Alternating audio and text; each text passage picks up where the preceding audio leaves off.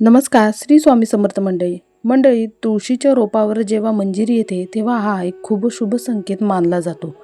तुळशीवर जेव्हा मंजिरी येऊ लागतात तेव्हा असं समजावं की माता लक्ष्मीची कृपा तुमच्यावर आहे व तिची कृपा आशीर्वाद तुम्हाला भेटणार आहे. त्यामुळे आज आपण मंजिरीचे काही खास उपाय बघणार आहोत. या उपायाने माता लक्ष्मी व भगवान विष्णू यांची असीम कृपा प्राप्त करू शकतो.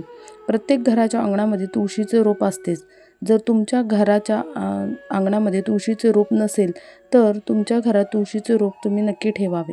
हिंदू धर्मामध्ये तुळस खूप पवित्र मानली जाते. तुळशीच्या रोपात माता लक्ष्मीचा वास असतो.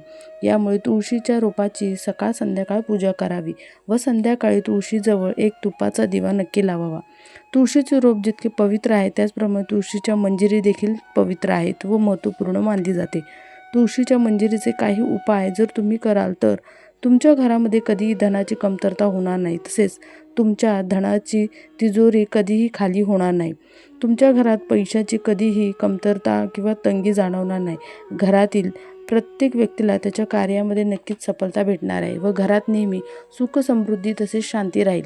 जर घरात रोज भांडणं क्लेश होत असतील तर तुम्ही तुळशीच्या मंजिरीचे हे छोटे छोटे उपाय नक्की करून बघा. त्यामुळे घरात समृद्धी, आनंद, सुख नेहमी राहील. तुळशीचे रोप हे देवी लक्ष्मीचे स्वरूप मानले जाते. तुळशीच्या रोपांवर मंजिरी येणे हे खूप शुभ मानले जाते. मग बघूयात तुळशीच्या मंजिरीचे काही खास उपाय. पण त्याआधी तुम्हाला जर माता लक्ष्मीचा आशीर्वाद व्हावा असं वाटत असेल तर नक्कीच कमेंटमध्ये लिहा जय श्री माता लक्ष्मी. चला तर व्हिडिओला सुरुवात करते. नंबर 1. घरात तुळशीच्या रोपाची मंजिरी खाली जमिनीवर पडली तर नंतर ती गोळा करून लाल कपड्यामध्ये बांधून तिजोरीमध्ये ठेवा. असं केल्याने घरात कधीही धनाची कमतरता होत नाही. तसेच कधीच आर्थिक समस्या देखील येत नाही. यामुळे तुमची तिजोरी नेहमी पैशाने भरलेली राहील. जर तुम्ही तुळशीची मंजिरी थोडी पर्समध्ये जरी ठेवाल तरी तुमची पर्स नेहमी पैशाने भरलेली राहील. नंबर 2. जर तुम्हाला वाटत असेल तुमच्या घरामध्ये नकारात्मक ऊर्जेचा वास आहे व सतत घरात भांडणं, क्लेश आहेत व प्रत्येक वेळी घरात भांडण्याचे वातावरण असते, तेव्हा तुम्हाला तुळशीची मंजिरी पाण्यामध्ये मिसळून संपूर्ण घरामध्ये ते पाणी शिंपडायचं आहे. यामुळे घरातील नकारात्मक ऊर्जा समाप्त होईल व घरामध्ये सुख, समृद्धी आणि शांती येईल. नंबर 3. जर तुमच्या घरामध्ये एखाद्या व्यक्तीच्या लग्नामध्ये नेहमी अडथळे येत असतील, लग्न ठरत नसेल, तसेच लग्नाचे योग जुळून येत नसतील, तर त्या व्यक्तीचे लग्न जुळून येण्यासाठी तुम्हाला दुधामध्ये तुळशीच्या मंजिरी मिसळून ते दूध शिवलिंगावर अर्पण करायचं आहे. हा उपाय केल्याने लग्नाचे योग बनतील व लवकरच त्याचे लग्न जुळून येईल. हा उपाय त्याच व्यक्तीने करायचा आहे ज्याचे लग्न अजून ठरलेलं नाही.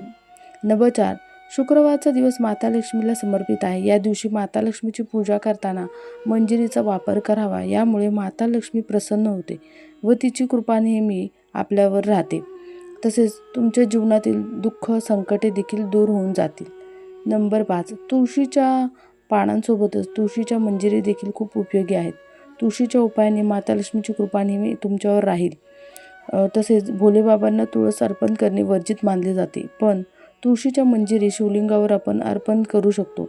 ते अर्पण केल्याने तुमच्या जीवनामध्ये चाललेली आर्थिक समस्या समाप्त होईल. शिवशंकरांना तुळशीच्या मंजिरी अर्पण केल्याने धनलाभ होतो व सुख समृद्धीचे देखील आगमन घरात होते. नंबर 6. पुराणानुसार विष्णूंना तुळस अत्यंत प्रिय आहे.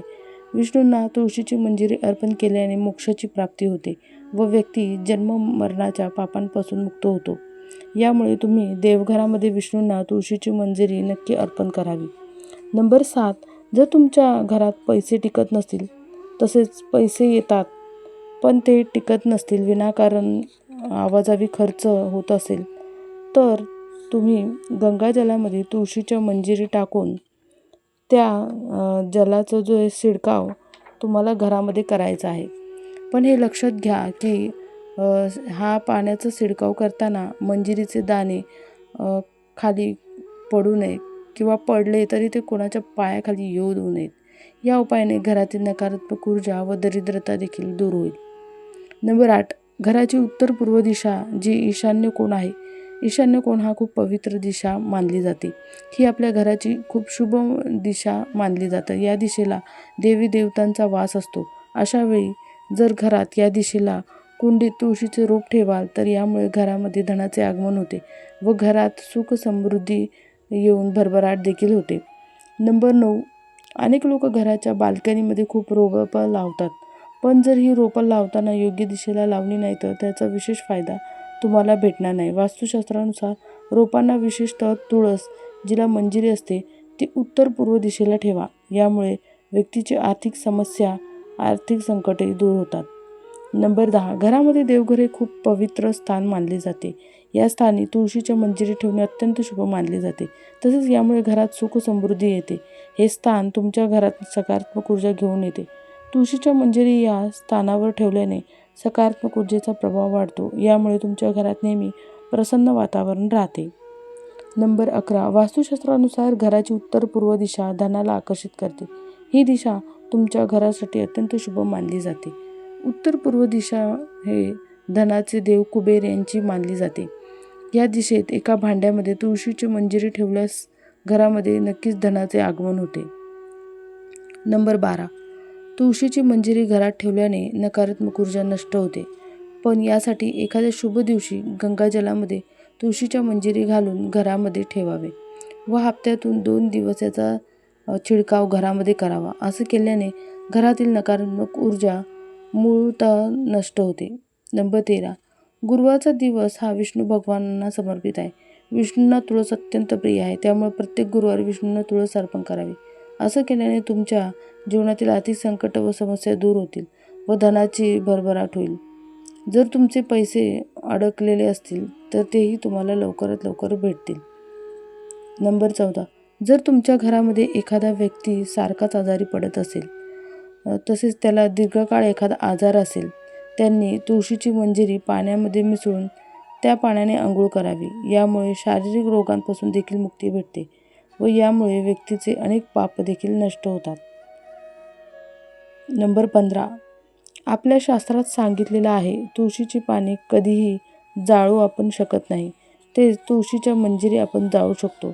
यामुळे तुमच्या घरामध्ये सुख व धनाचे देखील आगमन होते.